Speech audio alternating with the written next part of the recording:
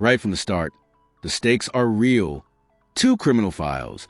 One man trying to convince the court he's more than his mistakes. It's not just law and order today.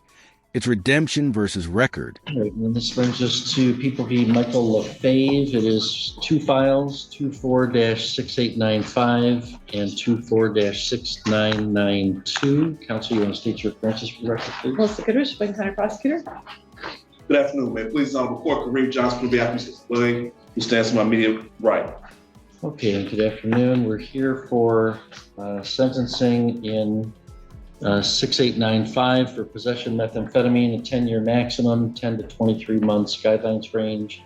6992, a possession controlled substance, 2-year maximum, 7 to 23 months guideline range. Have you had a chance to review the pre-sentence report and recommendations with your client? Yes, Your Honor, I have. Any additions or corrections to the factual information in that report? No, Your Honor. Any challenges to the advisory guidelines scores? No, Your Honor. Ms. Goodrich, any additions, corrections, or guidelines challenges? No, Your Honor. Okay, I did receive and review a letter in support of Ms. Portman. So wanted counsel to be aware I did have opportunity to review that. Anything you want to say in your client's behalf? Yes, Your Honor, thank you.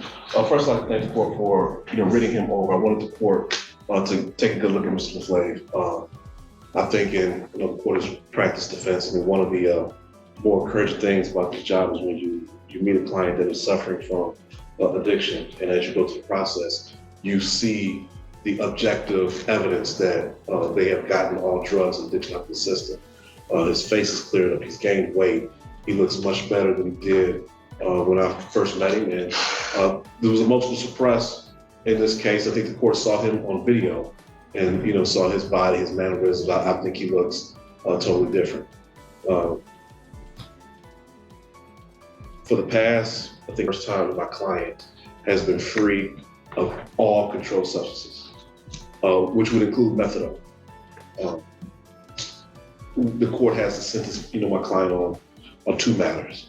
I think, and I understand what the jails and what jails try and do, but I think the contraband case. Notice the defense's rhythm here: calm, deliberate, human. This isn't a technical argument. It's storytelling. In court, the best defense attorneys know emotion can sway hearts where logic can't. Illuminates how much pressure an individual is under when they are receiving a controlled substance in county jail. And he did give a statement to law enforcement about how he was pressured to share that. He should have never done it. He shouldn't have done it. And now that he is no longer receiving any type of medication, the court does not have to worry about him repeating that type of behavior. In the possession case, the court saw the video. The court is well aware of the facts. When Mr. LaFave left his house that day, he left his house with the intent of being what I believe a good, productive father. He was taking his daughter to a local lake. His daughter got cold. He didn't have everything he probably should have had in terms of a kitty bag with change of clothes, towels, and things of that nature, and got his daughter back in the car and was rushing to try and get home because she was cold and cold. And the court saw and heard testimony as to what led to the traffic stop and how that led to an arrest. And the clients talked about that, and we talked about if he's not involved in drugs, then that does not happen. It does not happen. And his daughter having to see him, deal with the police and be arrested, and having to wait for the mother of his child to come get him. None of those things happened. That was a low point for him. That was an embarrassment for him, and he is ready to do better. He has been accepted into Mission Bible Training Center, a rehabilitation program, which is a 8 to 10 month inpatient on the cusp of finally being rid of the addiction demon. And he has joined in court today by several members of his family. His mother here, his stepdaughters here, his stepfather's here, neighbors here, mother of his child is here, and grandma. This moment is critical. Rehabilitation over incarceration, a recurring courtroom crossroads. The real question is, will the judge see a man ready for change or a repeat offender rehearsing his redemption arc? Are all here. They have been paying his rent, although he has been incarcerated for what is almost a full calendar year now. If the court agrees with the defense sentence recommendation, they are willing to commit themselves to this court to make sure that he makes it to any probation check-ins and gets to the inpatient rehabilitation center, Mission Vitamin Training Center. The mother of his child is here in full support of him to continue co-parenting and helping to ensure that he stays on the right path. And I think that what the court has to do, obviously with somebody with a record like my client, is determine why should the court believe that this time will be different. And I think the answer to that question for Mr. LaFleur is the amount of time that he has been sober this time. And the fact that we're not asking the court to just release him back to society, we're asking the court to order that he complete this 8 to 10 month rehabilitation program for drugs and alcohol. And he has a vast support system that has invested themselves both with time and financially, keeping his rent paid to make sure that he stays on the correct path now.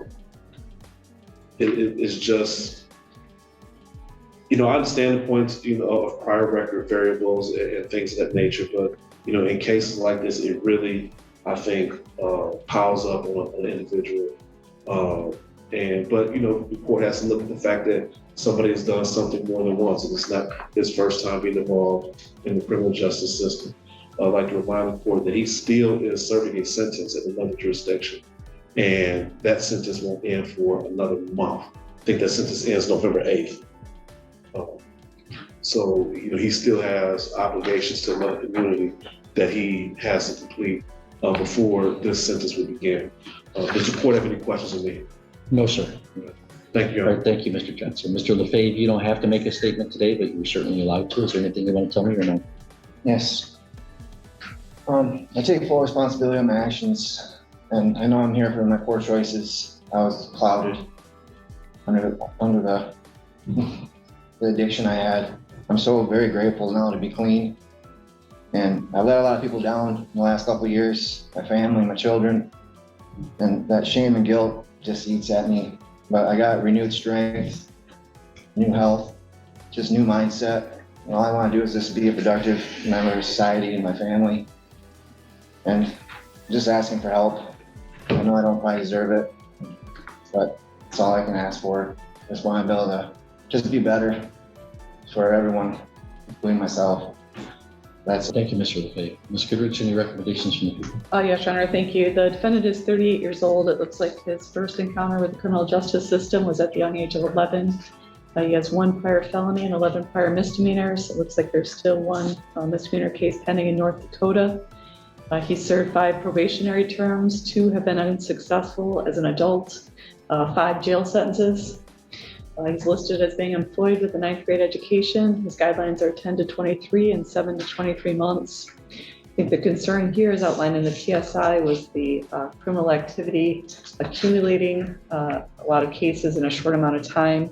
I agree with the PSI recommendation of the 2 one-year jail sentences. Thank you.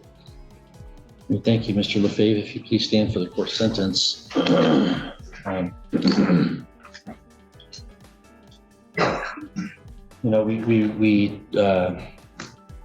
We're here for sentencing back in the spring, and I didn't go along with a sentence agreement, and so you exercised your right to withdraw that plea and go forward, and that's fine. That I don't hold that against you in any way. And now we're back here, having entered a different plea, and back here for sentencing now.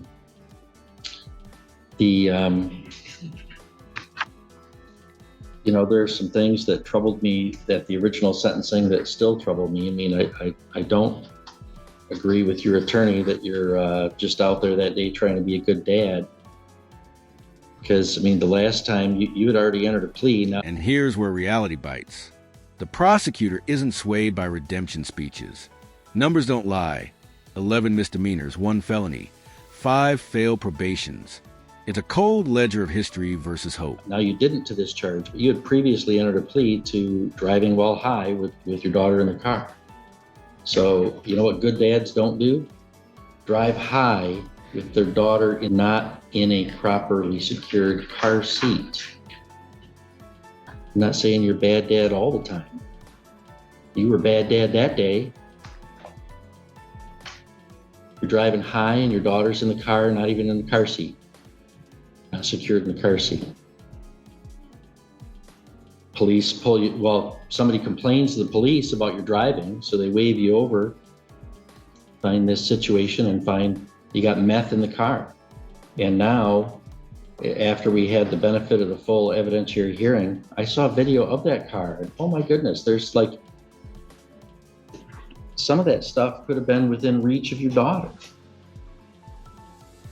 That car was a dangerous place for your daughter that day for several reasons. There's all sorts of trash all over that car, including drugs and drug paraphernalia. And she's not even secured. She could reach around and find any of it. Plus, her dad is driving it and he's high.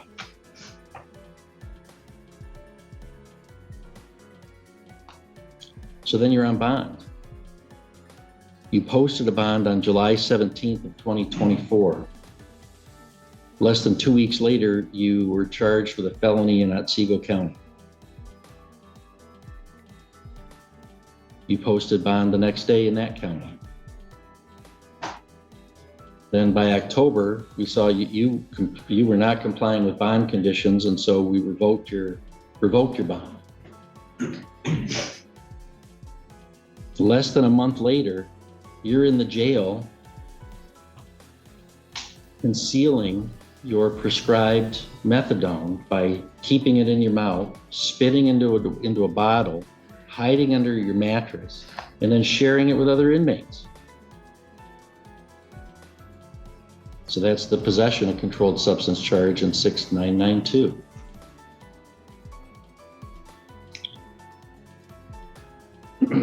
So the 6992, I interpret the statute for you having committed a felony while you're in a penal institution in 6895 for a sentence you later became liable to serve to be mandatory consecutive.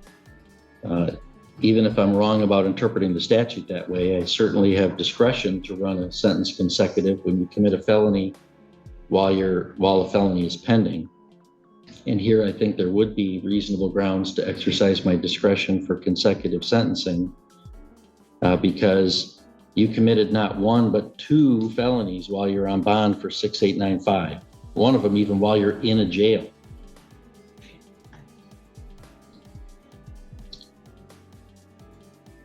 In February of this year, you were sentenced in Otsego County to a year in jail with your out date being November.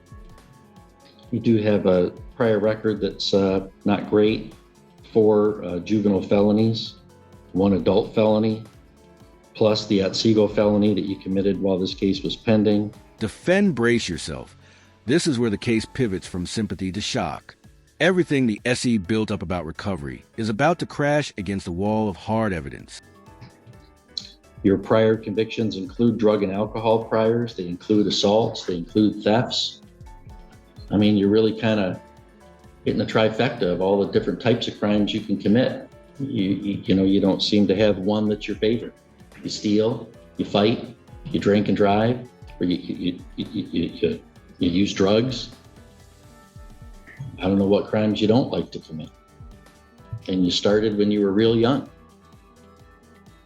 You've got a history of violating probation in the past. You know, I get a letter from the mother of your young child saying, you know, she needs her daddy home. Well, that's true. And you know who else who needs her daddy? You got a daughter in North Dakota. You don't see her. Maybe one of the reasons is there's a warrant for your arrest in North Dakota because you got a criminal case pending out there that you won't go back and deal with. Man. And then you come here today and I'm supposed to believe you're just out there trying to be a good dad and trying to be a productive. Like to believe that. What objective data points do I have that would show me any of that is true? The objective data points I have are somebody that started committing felonies while he was a minor and is still doing it now. And it doesn't matter if he's on probation or in a jail, he'll keep committing felonies. And he'll place the child that's in his care at risk of harm.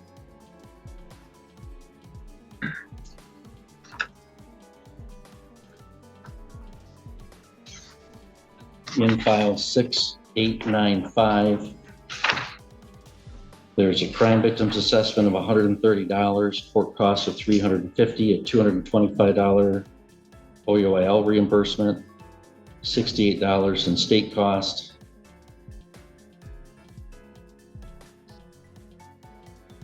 And was that OUIL reimbursement part of the plea? Oh, it was part of, that was part of the plea. Okay.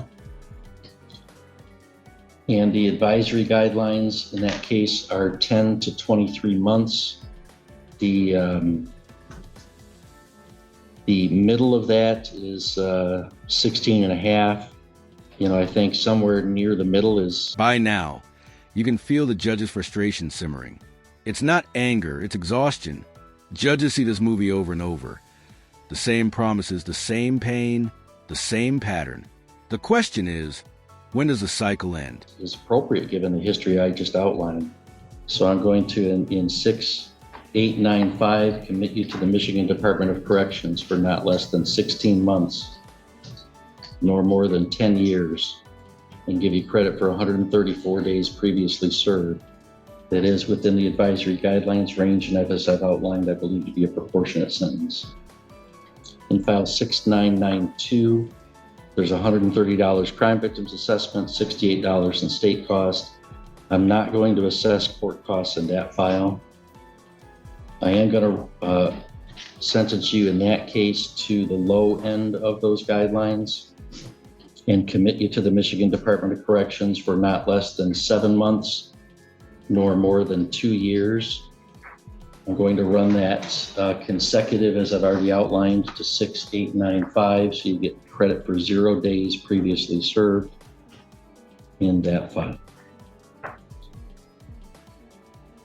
Mr. Lefebvre, if you want to appeal your convictions or my sentences or both, you can do so by filing an application for leave to appeal to the Michigan Court of Appeals. If you want a lawyer appointed for you, I would do so. You'd have to make that request within 6 months. We're going to hand you your appeal rights in both files, ask you to initial one copy for us. The other one is for you to fill out if you want to take an appeal. Good luck to you, sir. Yes, Your Honor, thank you. So I stay here.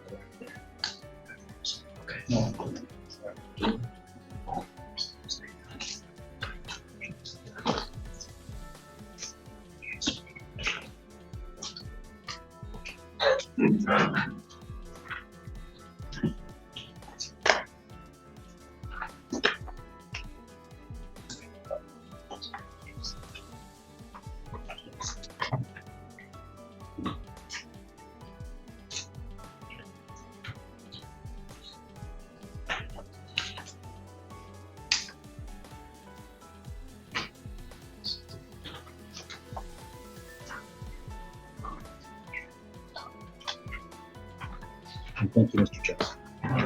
Thank you.